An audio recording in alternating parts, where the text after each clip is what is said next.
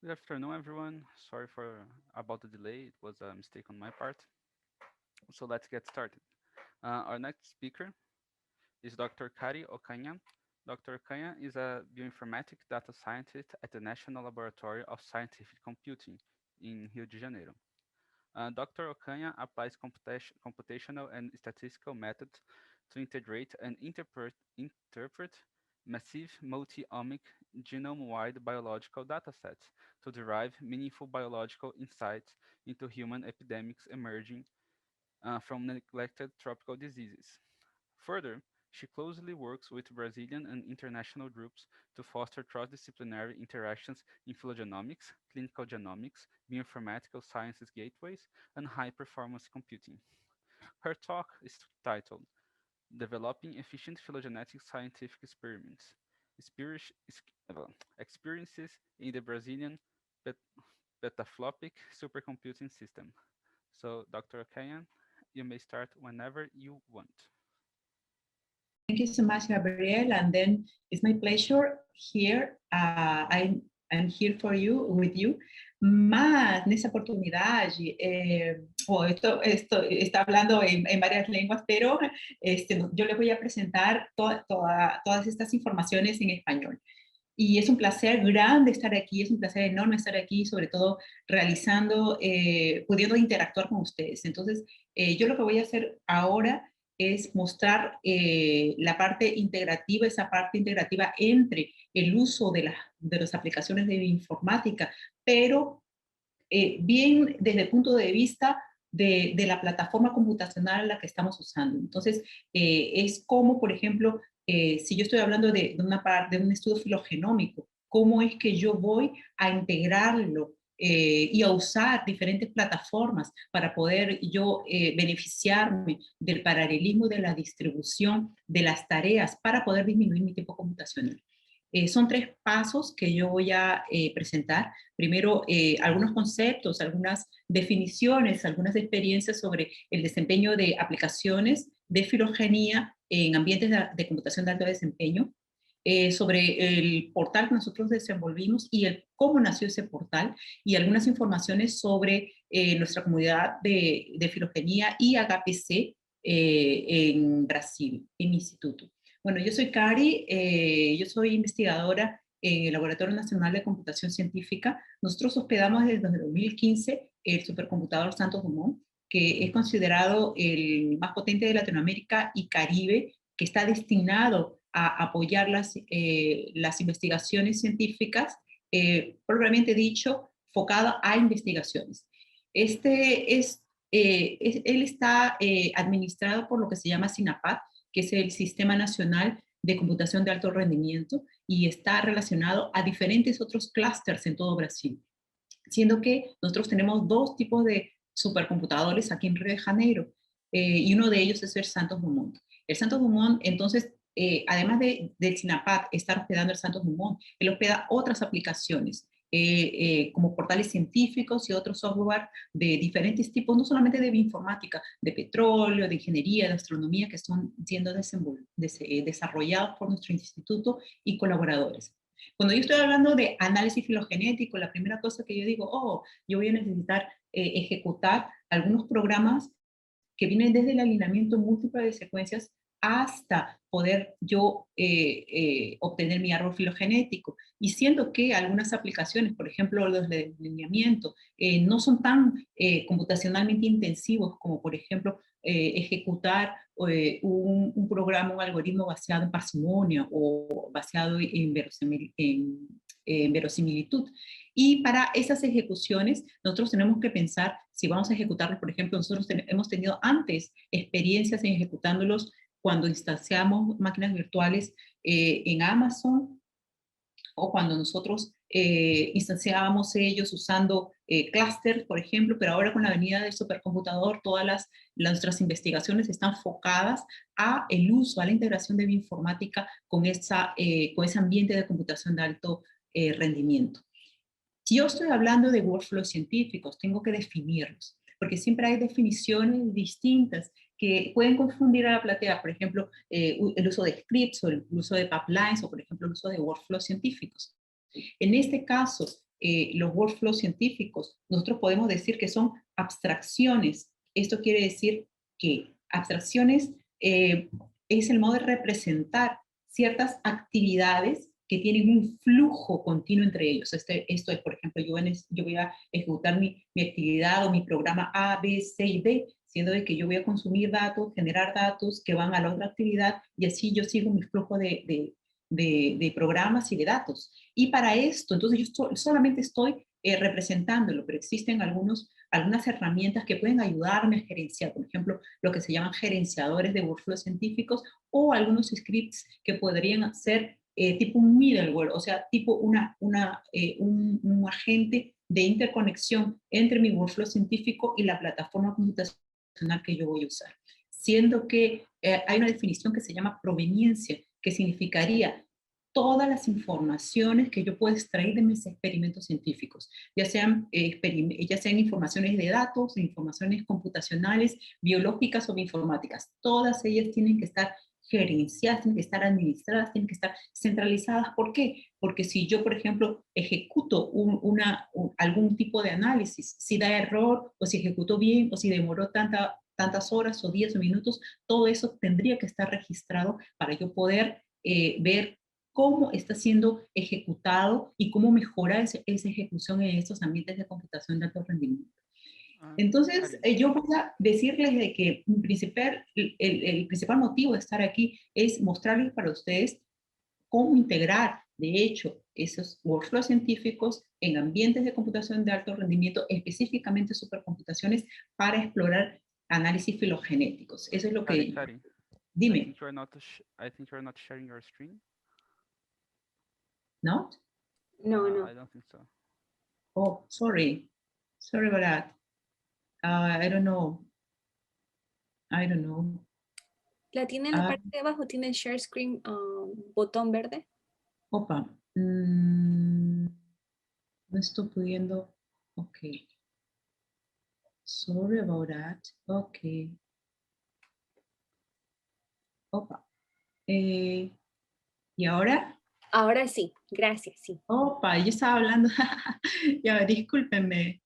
Entonces, pero bueno, estamos al inicio de la presentación. Entonces, eso es lo que yo les quiero mostrar para ustedes. Bueno, solamente mostrarles aquí el supercomputador que está localizado en mi instituto y realizar algunos, bueno, y mostrarles en este caso la parte de cómo yo voy a representar mi workflow científico. En este caso, mi workflow científico va a ser representado por una cadena de actividades. Por ejemplo, nosotros tenemos una cadena de actividades de alineamiento, de modelo evolutivo y de construcción de árbol filogenética. Una cosa simple de hacer. Pero nosotros tenemos que modelarlo para ver cómo que se está comportando ese workflow científico. Por ejemplo, si nosotros sabemos que hay cajitas que van a ser interconectadas entre ellos, yo puedo aducir de que ese workflow científico puede seguir un tipo de flujo y yo puedo aplicar algunas operaciones algebraicas. Por ejemplo, si yo sigo un map, esto quiere decir de que mis datos de entrada van a entrar a la primera actividad, y linealmente van a ir a la segunda actividad y linealmente van a ir a la tercera actividad, que sería un tipo de workflow lineal, uno de los más simples. Pero, por ejemplo, hay otros tipos de workflows en los cuales tú necesitas un dato y ese dato va a venir de dos diferentes tipos de programas. En ese caso nosotros vamos a hacer un join, una sumatoria, y eso sería una otra operación algebraica con la cual el workflow podría ser caracterizado. O, por ejemplo, una misma actividad, un mismo programa podría dar dos tipos de salidas, y en ese caso nosotros diríamos un split. Entonces, cuando yo estoy diciendo, hablando sobre workflows científicos, ya que tengo esa abstracción, yo puedo aplicar ciertas operaciones algebraicas para poder definir mejor mi workflow científico. Todos estos datos, dado que dentro del área de bioinformática lo que más me gusta, me apasiona es la filogenómica, nosotros podemos ver de que si tenemos definido ese concepto, podemos hacer más compleja esa modelaje, ¿no? Y siendo que, por ejemplo, aquí tenemos uno mucho más complejo e integrativo con otras áreas que no solamente son de filogenia. Pero una cosa que hay que tener en cuenta es que nosotros vamos a automatizar lo que se puede automatizar en un experimento científico, porque ni todo puede ser automático. Hay a veces un tipo de análisis que tú necesitas hacer y que vas a tener que hacerlo manualmente, visualmente. En ese caso, tú tendrías que parar tu workflow, realizar algún tipo de decisión y poder seguir el workflow. Pero si esa decisión es repetitiva, tú le puedes incluso enseñar a tu gerenciador a poder realizar ese tipo de levantamientos también.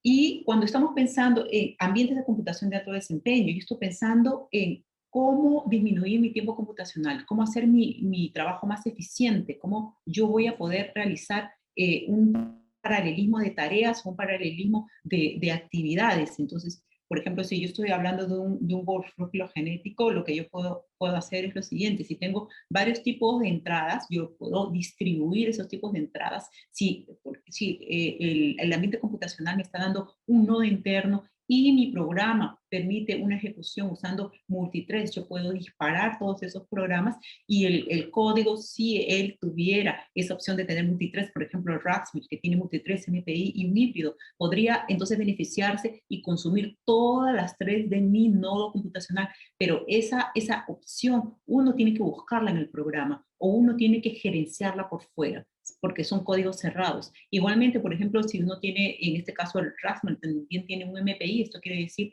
que yo tengo varios nodos en mi computador y puede haber una interconexión entre esos nodos. Entonces yo me puedo ingresar un nodo, a 2 nodos, a 3 nodos, y cuando yo ingreso a ese nodo, yo puedo hacer ese paralelismo y poder alimentarme de todos los threads que hay en ese nodo. Y a eso, ese es el fundamento en el cual yo estoy pensando, opa, si yo estoy distribuyendo mis tareas, entonces mi carga computacional baja también. Pero ni todo es tan simple, porque a veces pueden haber problemas de interconexión que podrían hacer esa ejecución un poco más demorada.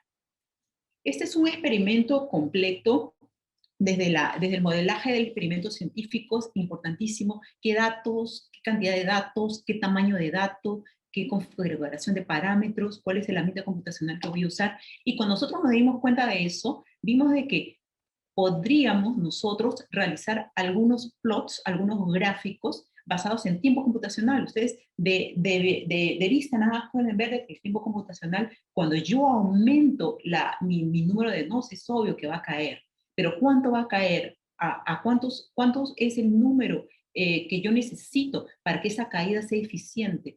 Yo puedo hacer ese estudio, reforzarlo con estudios de eficiencia también. Esto es, por ejemplo, en este gráfico de aquí, ustedes pueden ver de que, ¿qué significa ese gráfico? Este gráfico significa, son datos pequeños, son datos que todavía son a nivel de gen, pero aquí cuando yo estudio un dato particionado, un dato a nivel genómico, ustedes ven que la eficiencia está casi lineal. Eso quiere decir, comprobado lo obvio que es, que cuando yo voy a usar un ambiente distribuido y paralelo, es obvio que si mis datos son particionados y grandes, se va a beneficiar mucho más de ese ambiente distribuido y paralelo. Así es que en esta parte nosotros realizamos lo siguiente, y realicemos desde una ejecución más simple a una ejecución más compleja. Más simple en el sentido, son pocos datos, son pocas configuraciones, son pocas paraleluras de parámetros, y los vamos incluyendo, vamos incrementando esa complejidad y lo que les dije, ¿no? Y esto nos lleva a lo siguiente: de nada sirve yo tener una ejecución pequeña queriendo yo llevarlo a un nivel paralelo, o cuando un código es de un código cerrado, un código que lineal, que no acepta ese tipo de distribuciones. Yo no puedo llevar, o sea, más me costaría llevar todo mi experimento a este ambiente que la propia ejecución en sí. Entonces, más me va a costar cargar todos los datos, y más me va a costar, por ejemplo, llamar un MPI que se va a conectar entre los nodos que mi propia ejecución. Entonces, esos son esos detalles que nosotros tenemos que tener en cuenta cuando nosotros hablamos de una ejecución en gran escala. Así, de esta manera, en mis anteriores slides, nosotros, el Racksmith solamente, que es un programa de filogenia bien conocido, solamente se alimenta de CPUs. Y como nosotros teníamos, ya habían llegado esos nodos en GPU, y teníamos incluso los nodos que ya después vinieron a reforzar ese ambiente de Santos Dumont en multi-GPUs y algunos nodos Sequana que son específicos para la inteligencia artificial, nosotros podemos pensar, nuestro trabajo fue, miren, queremos ver cómo que está funcionando esos GPUs. Perfecto. ¿Qué programa estaba siendo súper usado? En ese momento tenemos el programa de SIC, etcétera, el BIS, y con su biblioteca para computación de alto rendimiento, Beagle 3. Esta biblioteca es súper interesante porque él permite al BIS realizar una ejecución de alto rendimiento, ya sea en CPU, en GPU, en CPU, en GPU, y también una cosa híbrida o en multi-GPUs. Realizamos también estos análisis en 240 cores en CPU. Nosotros vemos una caída abrupta más o menos del 97%, viendo que nosotros vimos también de que había una característica interesante, que en 24 cores era la caída abrupta. Entonces lo que podríamos decir aquí, que es que si bien aquí hay una uniformidad, nosotros estamos gastando más energía, más tiempo computacional, alocando más nodos, cuando la eficiencia mayor mejor y mayor de este programa es en 24 threads. Y lo mismo, nosotros hicimos una comparación de qué tipos de datos pequeños, con configuración pequeña, con modelos evolutivos simples, cómo ellos se comportarían en CPU, en GPU y en multi-GPUs, y lo que llegamos, que ya era confirmado también, nosotros lo confirmamos en nuestro ambiente, era de que las GPUs eran mejores para datos particionados con alto número de sitios, que las CPUs se comportaban mejor en algunos datos que no eran particionados, y CPU y GPU tendríamos que hacer ese estudio un poco más extenso, que es lo que estamos haciendo ahora, que tenían un desempeño menor, pero tendríamos que ver por qué. Y esto es, tendremos que ver la configuración de BIS en por qué que esa CPU y GPU tendría un comportamiento más bajo. Nosotros llegamos a la conclusión de que esa ida y vuelta entre CPU y GPU, esa comunicación, era mucho más consumible en energía que para datos pequeños. Entonces, tendremos por ejemplo, dependiendo de los datos, dependiendo de la configuración, los parámetros, tú tendrías que elegir cuál es la mejor estrategia para poder ejecutar tus resultados. Y bueno, a partir de aquí, yo les voy a mostrar algunos diseños. Esto es lo que se llama líneas de experimentos. Esto supuestamente sería un workflow original, y estos serían los workflows derivados. Pero el solo hecho de realizar esa movimentación, eso influye en un tiempo computacional. Entonces llegamos a la conclusión, tendríamos que ver cuál variabilidad de workflow sería la que lleva a una eficiencia mejor cuando yo ejecuto esos programas, o esos workflows, mejor dicho.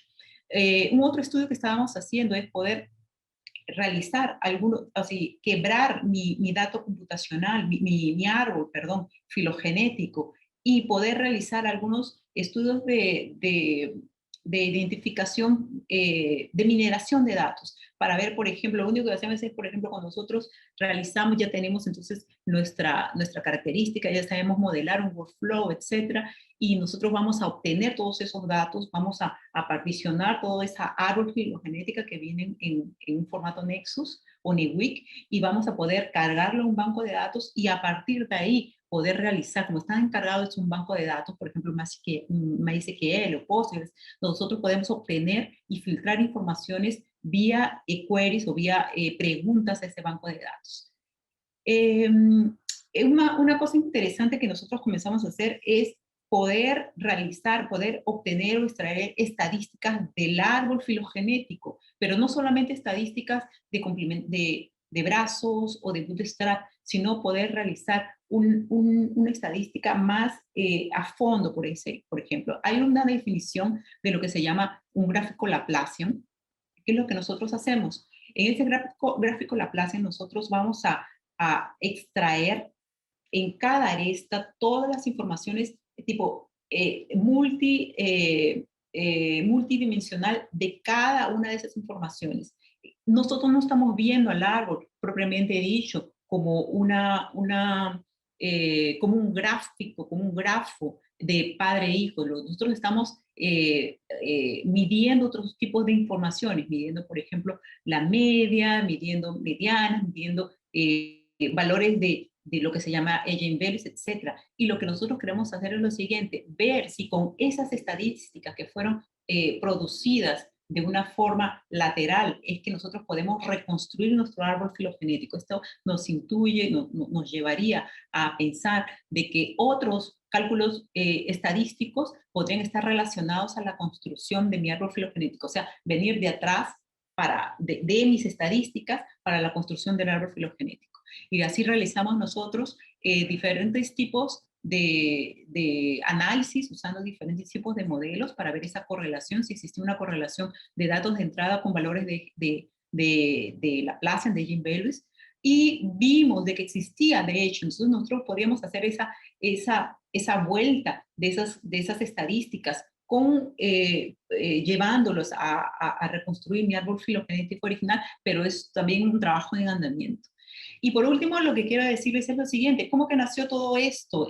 Lo que pasa es que nos fue encargado el construir para la comunidad científica brasilera, construir un portal científico que albergara diversos programas de informática, pero que si yo tengo varios programas de informática y quiero hacer mi portal científico más rápido, era obvio que yo necesitaba desde abajo hacer que la aplicación ejecutase de una manera mucho más rápida, abajo, bajo nivel, ¿cierto? A nivel de máquina con programa.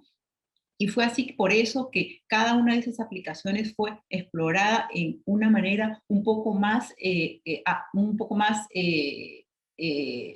así con mucho más análisis y dedicación. ¿Por qué? Porque todas esas informaciones irían a ver cómo yo podría usar mi aplicación de una manera más eficiente y por lo cual cuando llevadas a mi portal científico, ese portal científico podría decir, opa, mira, si tú tienes datos de tal tamaño con tales programas, yo puedo decirte que el número de cores que necesitas es tanto. O sea, ya no permitirle al usuario decir, mira, yo necesito tantos cores, porque a veces el usuario pide los cores, pero la ejecución es tan pequeña que varios cores quedan al aire cuando él está usando solamente la mitad. Entonces, la mitad quedaría vacía. Entonces, lo que nosotros queremos realizar es una eficiencia, lo que ahorita está de blog es construir un modelo, un experimento, en este caso un portal científico verde e inteligente. Inteligente porque va a ser soportado por diferentes tipos de técnicas de aprendizado de máquinas para poder realizar esa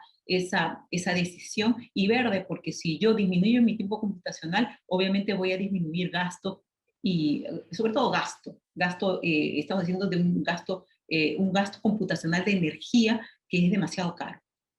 Y esa es entonces aquí todo sería esa camada, mi camada de mi portal científico, y abajo es en rojito las aplicaciones optimizadas. Yo entonces agradezco mucho a mi institución, a todos los profesores y a todos los colegas que son de diferentes áreas del área biológica, banco de datos, Carla Ostov, que es mi súper colaboradora, que está como panelista ahorita, y que así que nosotros vamos a esa integración de bioinformática con computación de alto rendimiento, y a los estudiantes, a todas las personas que nos apoyen, y varias otras personas que no los incluí aquí porque así serían, yo pienso que más relacionados a ese trabajo son ellos, ¿no? Y otra cosa es que nosotros una vez por año están abiertos los cursos de verano del instituto, y en ellos está incluido son prácticamente un mes de diversos cursos que vienen. Incluso tenemos la Escuela de Santos Dumont, que sería la escuela de cómo son realizados algunos cursos específicos para computación de alto rendimiento, escuelas de banco de datos, escuelas de aprendizaje de máquina, escuelas de modelaje de cáncer. Es un curso bien simpático. Yo desde el próximo año voy a coordinar este programa de verano, Y bueno, esperamos, estamos haciendo, el año pasado fue virtual, el año pasado fue gratis, y nosotros estamos haciendo todo lo posible para que el próximo año sea así, y los esperamos. Y bueno, si ustedes tienen alguna duda, algún tipo de pregunta, etcétera, estoy a disposición. Gracias, thank you, merci beaucoup y obrigada. Thank you very much, Carrie, Dr. Canha, for your presentation. Eu não sei em que língua falar. I don't know which language to speak. In English is okay, and then I can. Okay, no problem with that. About the questions.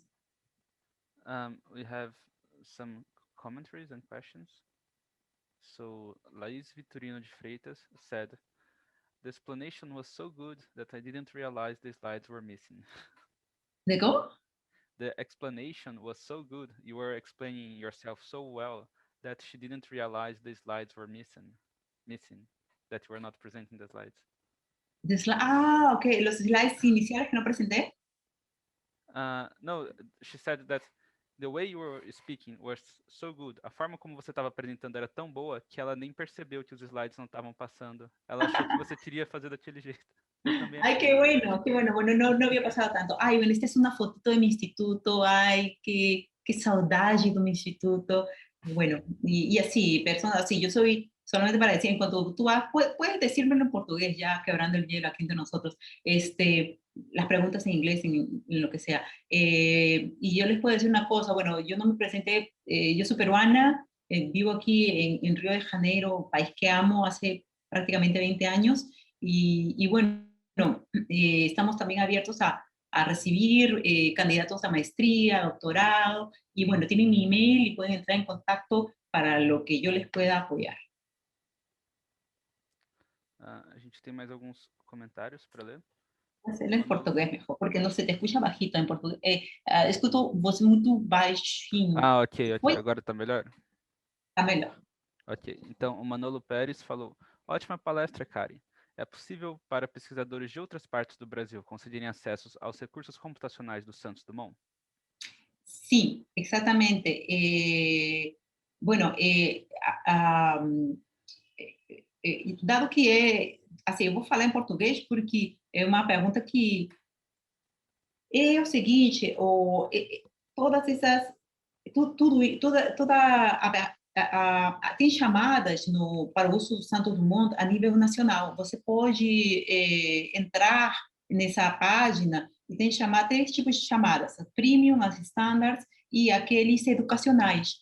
Então, você pode, então, lo que estoy diciendo es lo siguiente: existen tres tipos de llamadas: llamadas premium, estándar y las llamadas que son educacionales. Y para un investigador brasilero lo que tendría que hacer es ver un proyecto, incluso yo soy de la comisión también avaliadora de esa parte de bioinformática con la parte del uso de Santos Dumont.